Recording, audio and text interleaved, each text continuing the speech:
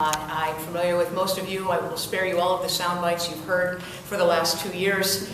Just suffice it to say that did you really think we were going to give up? Really? Not going to happen. And we have seen with the leadership team of Representative Christina Hagan, Lynn Wachtmann, the representatives who stand here, Representative Becker, and Hood, and Hughes. These are the guys who are standing for life and not giving up. And I'll tell you, I've been lobbying since the 1980s. And I have never, in all of my years of lobbying, seen more legislators come on a bill in a single day before in my life.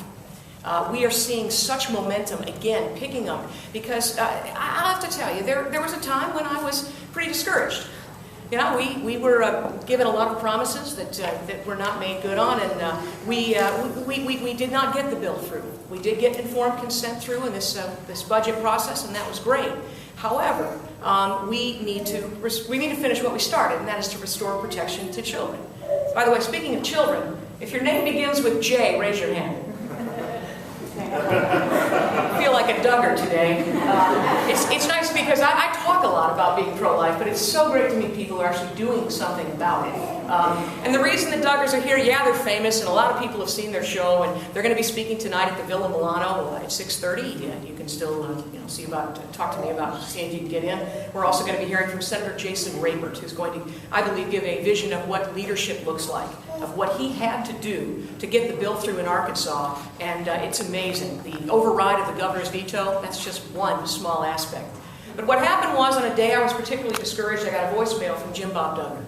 And the voicemail said, Janet, this is Jim Bob Duggar, and I actually had known of you from the Huckabee show. I knew you were on that show. And so he said, I just want you to know that there's a lot of babies in Arkansas who are going to be very grateful for the work of all of you in Ohio.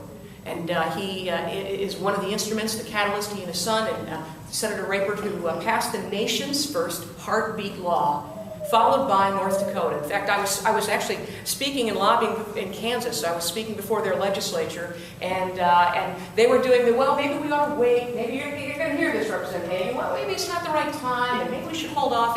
And maybe, you know, I don't know if another state's going to do it. Certainly Arkansas would, but will another state do it? And in that discussion, that's when I got the text that, yes, the governor of North Dakota had just signed the heartbeat bill. We're seeing it spread like wildfire, but it started with it really did start with the igniting of the match in Ohio, but you carried the torch in Arkansas, then North Dakota. It's introduced, and they're pursuing it very, very vigorously in Kansas. It passed the House in Mississippi. They're working on it there.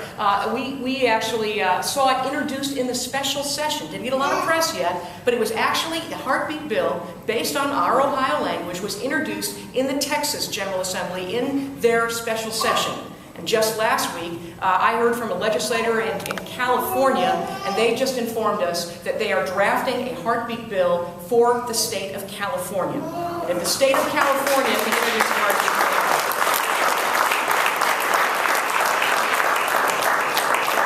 California can introduce a heartbeat bill, we can pass a heartbeat bill in the state of Ohio, the heartland, the heart of it all. Before I get to the Duggars, I want to just introduce a couple people with very, very brief comments. First, Rochelle Heidedoff.